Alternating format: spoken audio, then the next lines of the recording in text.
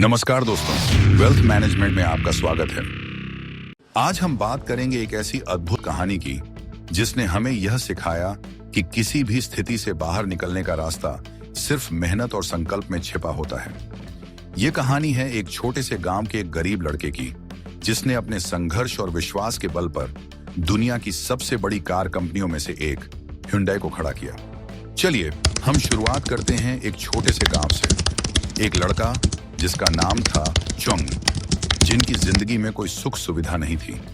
वह हर दिन 17 घंटे खेतों में काम करता था, सिर्फ एक वक्त का खाना पाने के लिए। जब दूसरे बच्चे स्कूल में पढ़ाई कर रहे थे, चंग को खेतों में काम करने के अलावा और कुछ नहीं मिल रहा था। एक दिन चंग ने एक खबर पढ़ी जिसमें एक बड़ा कंस्ट्रक्शन प्रोजेक्ट पास के शहर में हो रहा था और इसके लिए काम करने वालों की जरूरत थी। अब यह एक पल था जिसने चंग की जिंदगी बदल दी। वह 16 साल के थे, लेकिन उन्होंने तय किया कि वह अपनी जिंदगी को बदलेंगे। और फिर एक रात उन्होंने घर छोड़ दिया और शहर की ओर निकल पड़े। शहर पहुंचकर उन्होंने कई मुश्किल काम किए, जैसे कंस्ट्रक्शन लेबर और फिर एक छोटी सी राइस शॉप में डिलीवरी बॉय। कुछ ही महीनों में उनकी मेहनत ने रंग दिखाया। वह शॉप के मैनेजर बन गए और फिर सिर्फ 22 साल की उम्र में उन्होंने उस शॉप के मालिक से उसे खरीद लिया। लेकिन किस्मत ने फिर से उनका साथ नहीं दिया। जब जापान का कब्जा कोरिया पर था तो उनकी राइस शॉप छीन ली गई। चंग ने हार नहीं मानी, बल्कि एक नया रास्ता ढूंढा। उन्होंने कार रिपेयर बिजनेस शुरू किया, लेकिन फिर एक और मुश्किल आई। उनका गैराज जलकर राख हो गया। फिर भी चंग ने हार नहीं मानी। उन्होंने फिर से अपना गैराज खोला और इस बार उन्होंने ग्राहकों की सबसे बड़ी समस्या को हल किया, देर से रिपेयर। जहां दूसरे गैराजों को 20 दिन लगते थे, वह अपने गैराज में 5 दिन में रिपेयर करते थे। गैराज इतना सक्सेसफुल हो गया था कि अगले 3 साल में यानी 1943 तक उनकी वर्कफोर्स 80 एम्प्लॉयज तक बढ़ चुकी थी। चंग ने अपना पूरा लोन चुका दिया और अपनी फैमिली को सोल में सेटल कर लिया था। बिजनेस तेजी से ग्रो कर रहा था और उन्होंने सोचा था कि अब और कुछ नहीं बचा। लेकिन तभी एक और बड़ा संकट आ खड़ा हुआ। जापान ने वर्ल्ड वॉर 2 के लिए वॉर रिलेटेड इक्विपमेंट्स बनाने के लिए उनका गैराज ले लिया। एक लोकल स्टील प्लांट से मर्ज कर दिया गया और चंग की सालों की मेहनत को एक झटके में छीन लिया गया, जैसे किसी ने उनके पैरों से जमीन छीन ली हो। उन्हें अपनी फैमिली के साथ गांव वापस लौटना पड़ा। चंग फिर से स्क्वायर वन पर लौट आए थे। उनकी सारी मेहनत, उनकी उम्मीदें, सब कुछ खत्म हो गया था। लेकिन इस बार उन्होंने हार मानने की बजाय 50,000 वन की अपनी छोटी सी सेविंग्स को देखा और तय किया कि वह फिर से एक बिजनेस खड़ा करेंगे। उनका आत्मविश्वास कहीं नहीं खोया था। उनका पैशन अभी भी जिंदा था।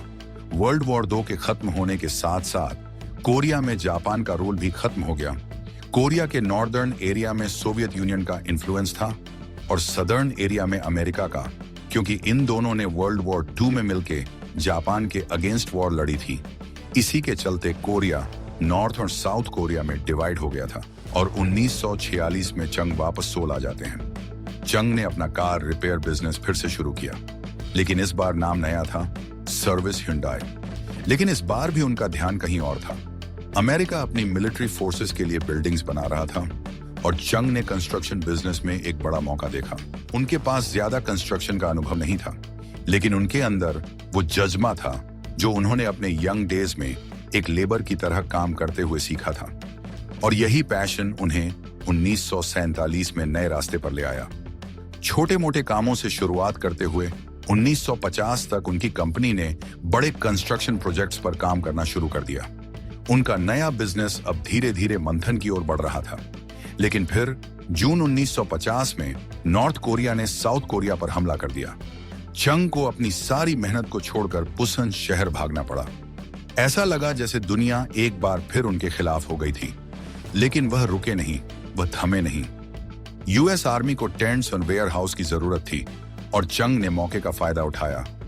उन्होंने कैन डू मोटो अपनाया। अगर प्राइस सही है तो वो कोई भी कंस्ट्रक्शन प्रोजेक्ट लेंगे, और वही किया। वॉर के दौरान उनकी टीम ने छोटी सी शुरुआत की। कई मुश्किलें आईं, लेकिन चंग ने कभी भी किसी प्रोजेक्ट को बीच में नहीं छोड़ा। उनकी रिलायबिलिटी ने अमेरिकन से मजबूत रिश्ते स्थापित किए। 1953 में जब युद्ध खत्म हुआ तो चंग को अमेरिकन कॉन्ट्रैक्ट्स मिलने लगे। और युद्ध के बाद देश में व्यापक गरीबी और नष्ट हुए इंफ्रास्ट्रक्चर के कारण दक्षिण कोरियाई सरकार देश को फिर से बनाना चाहती थी। इसी संदर्भ में चंग जू योंग और उनकी कंपनी ह्युंडई ने बड़े पैमाने पर निर्माण और बुनियादी ढांचा परियोजनाओं में कदम रखा। चंग को सरकार से ग्योंगबू एक्सप्रेसवे और सोयंग डैम बनाने का ठेका मिला, जो एक प्रमुख राजमार्ग था और प्रमुख डैम था जो सियोल को बुसान से जोड़ता था और जो देश की आर्थिक पुनर्निर्माण और सैन्य रक्षा के लिए अत्यंत महत्वपूर्ण था। यह ठेका चंग जू योंग और ह्युंडई के लिए एक महत्वपूर्ण मोड़ साबित हुआ।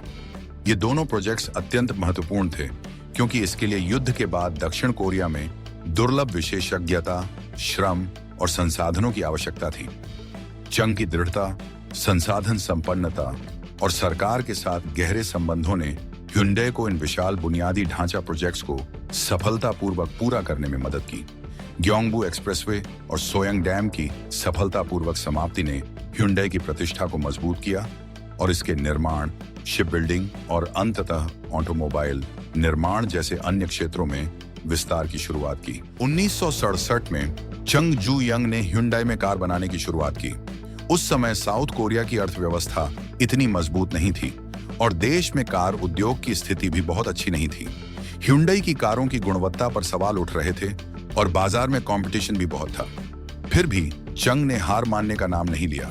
सभी को लगा कि यह एक असफल प्रयास होगा, लेकिन चंग ने एक नई दृष्टि अपनाई।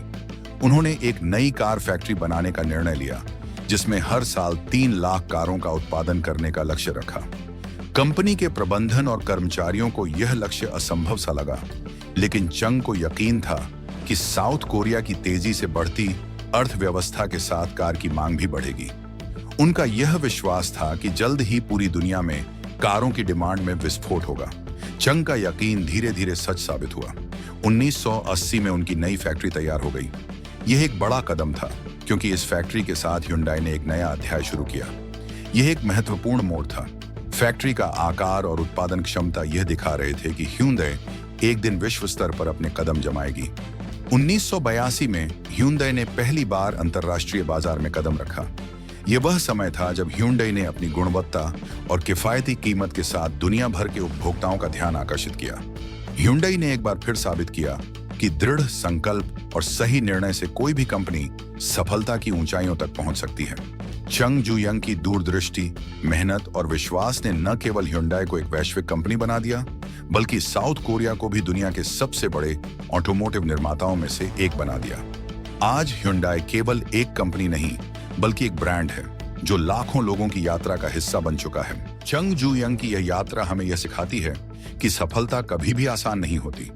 ये एक लंबा और कठिन रास्ता होता है, लेकिन अगर विश्वास और समर्पण के साथ उस रास्ते पर आगे बढ़ें, तो कोई भी मंजिल हासिल की जा सकती है।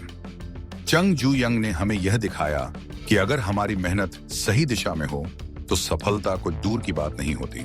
ऐसी और रोचक एंड सक्सेस स्टोरी देखने के लिए चैनल को लाइक, शेयर, सब्सक्राइब करें। वीडियो को पूरा देखने के लिए धन्यवाद।